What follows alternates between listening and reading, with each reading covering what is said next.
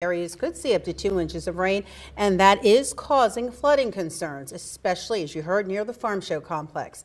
Taylor Toshev joins us now with more. Taylor. Valerie, we're right next to Paxton Creek here in Harrisburg, which is right next to the Farm Show complex. And we've been hearing it's Farm Show week. Of course, we're going to be seeing weather like this, and that is true. And with the threat of flooding on the way, we checked in with state and local officials about how they're preparing for all this rain.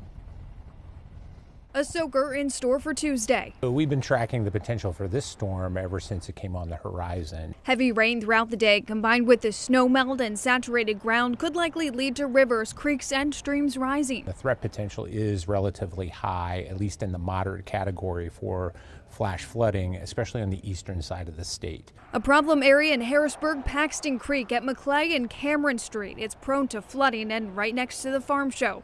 But city officials aren't worried about flooding in that area. Below river level right now, the ability of Paxton Creek to empty into the Susquehanna until it gets up to about 8 or 10 feet, which won't allow that water to back up. The storm is also going to be long and drawn out. So that long drawn out is another key factor for us. A flood watch in effect Tuesday through Wednesday means emergency crews are on standby. We've run a number of coordination calls with the counties this morning just to see if they have any unmet needs, and it's all really to make sure that we're prepared. Susquehanna Township Fire Marshal George Drees is no stranger to flooding. When the weather starts turning, we do daily maintenance, making sure everybody's gear's up.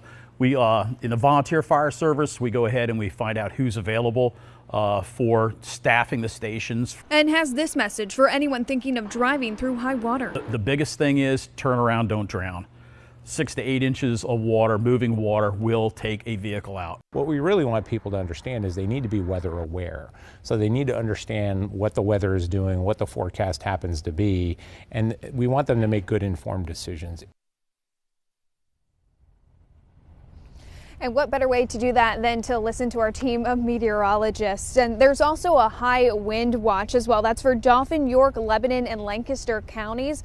Emergency officials say make sure you have those flashlights and batteries on hand just in case of any power outages. But for now, reporting live in Harrisburg, Taylor Toshev, ABC 27 News. Taylor, thank you.